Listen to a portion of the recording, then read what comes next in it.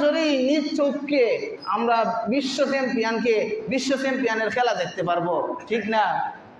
এটারে অনেক বড় মর্যাদার কাজ মনে করে সামান্য ডিগ্রিওয়ালা ব্যক্তিদেরকে আমরা কি করি, ফুলের মালা দিয়া এরকম ভাবে ফুলের মালা পরাইয়া তাদেরকে একটা মনে করেন একটা মেম্বারই হোক, চেয়ারম্যানই হোক, যাই হোক, তারা সম্মানের পাত্র দিতে পারি, এতে কোনো অসুবিধা নাই, এটার বিরুদ্ধাচরণে আমি না।